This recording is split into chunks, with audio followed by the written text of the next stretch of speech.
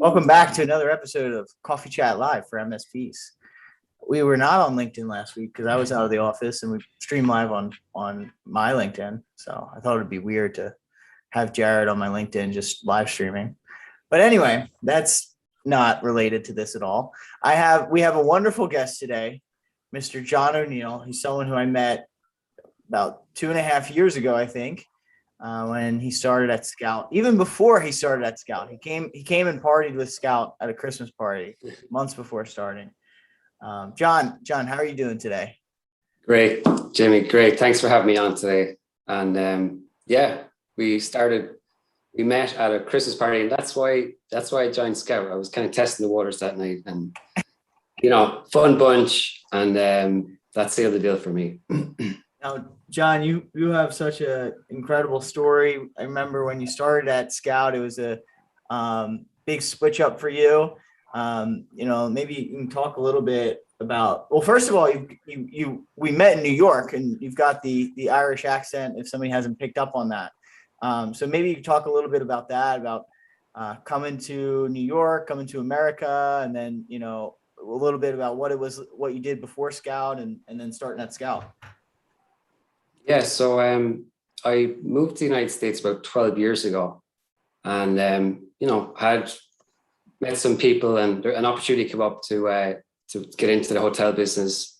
I managed a small hotel in the theater district, just on Restaurant Row. So that was it just opened. Through some contacts, an opportunity came up, and we had a great run. It was a 27-room hotel. We were on that top 10 TripAdvisor list for most of that time, which is where you really want to be. And then I had some kids, and the hotel game it's very difficult. I mean, it's 24/7.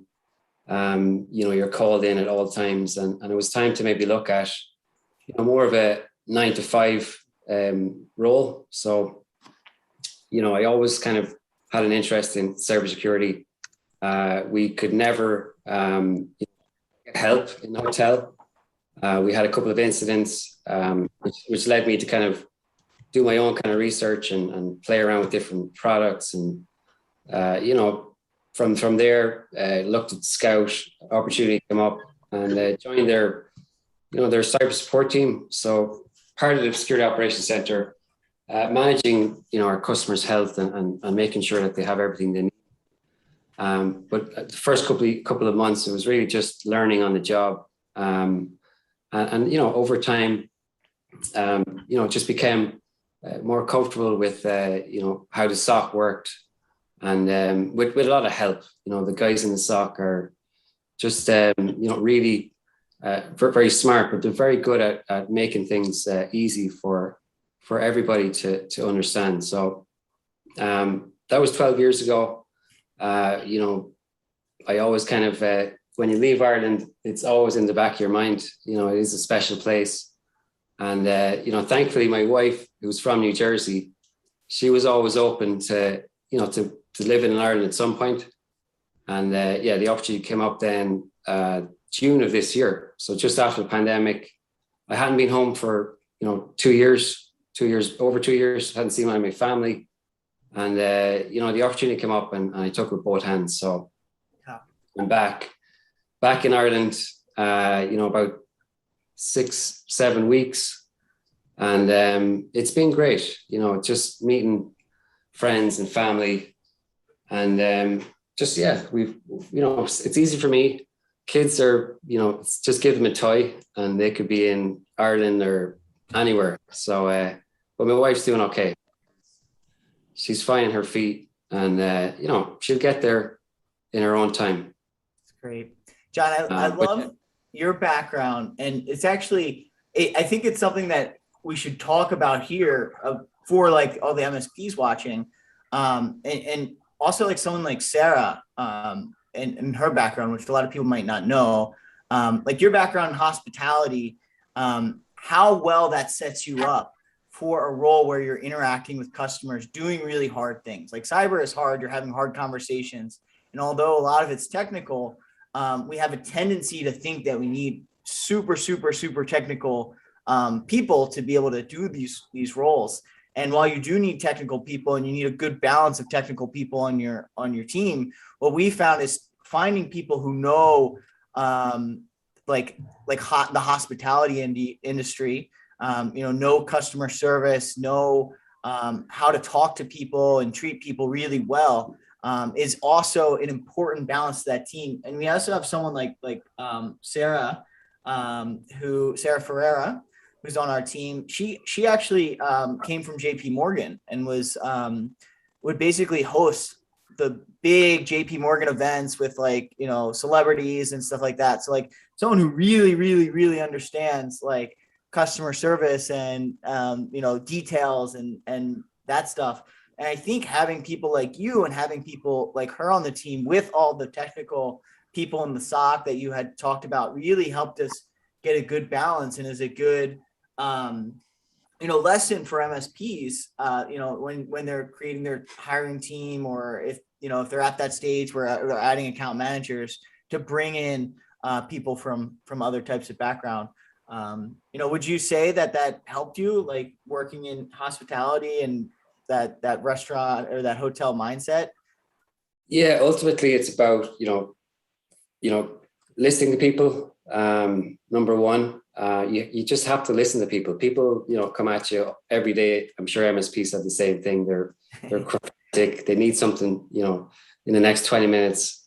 And it's really just about listening to them and working through any kind of issues that come up, and managing those, those conversations. And for me, it's it really helped. I think it was overwhelming at the beginning, but ultimately it was just, there's a problem.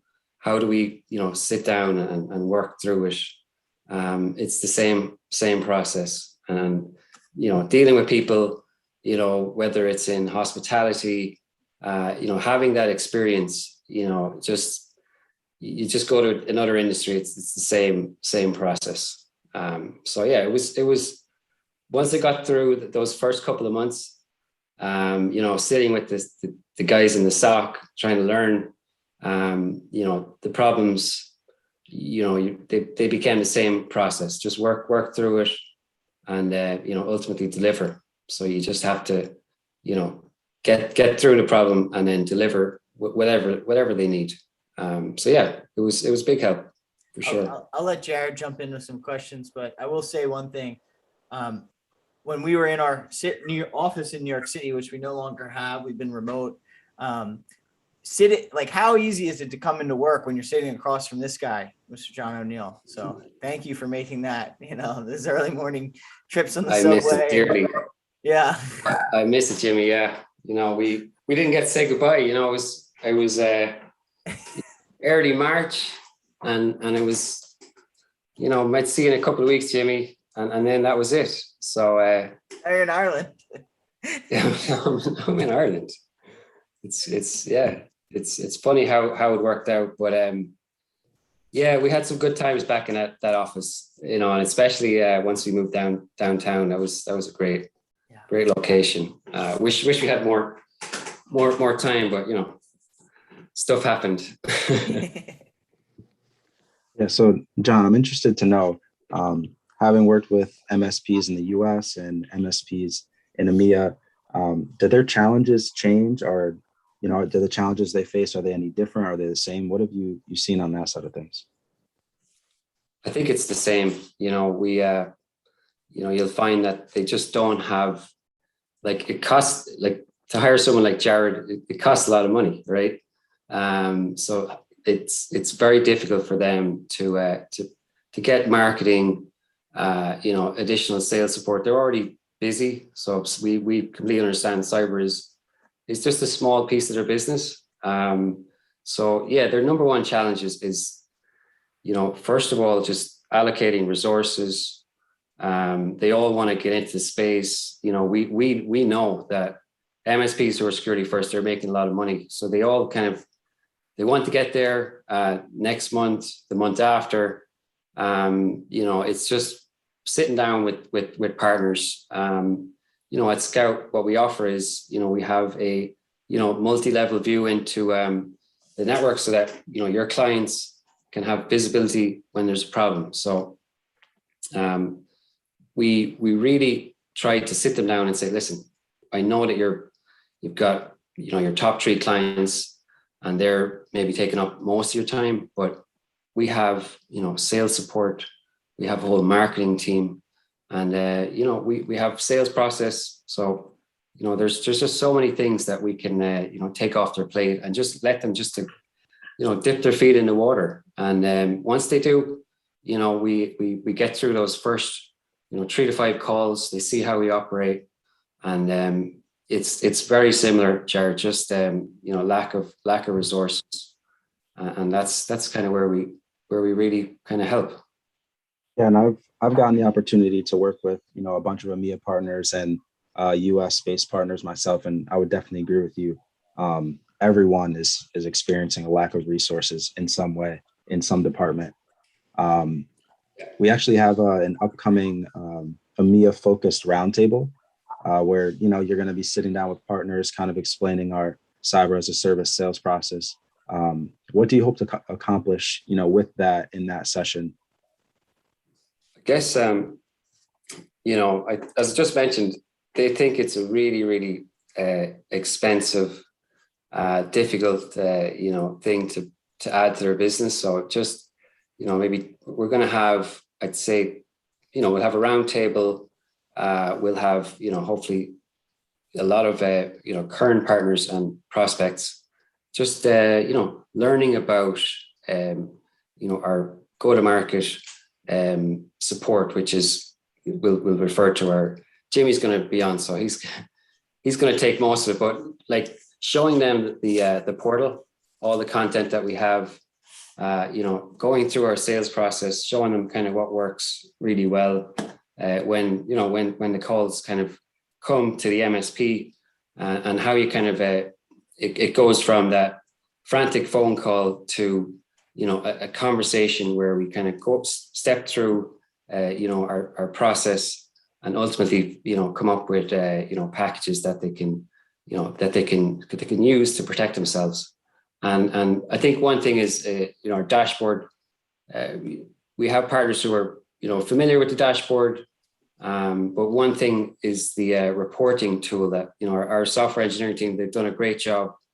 There's a reporting tool on our dashboard that we want to kind of just quickly go through. All the data, it's centralized, single pane of glass, but the reporting tool just it brings it all together. So when you have a client who ultimately goes with Scout, and a couple of months later they say, how's that going? We're paying this money. What's it look like? It's very easy then for the MSP to just go in, here's your report. Here's what we've seen over the last 3 months. We can, also custom that report and schedule it. So it comes out every month, every quarter. So it's something that we'll talk about on Wednesday, along with everything else. So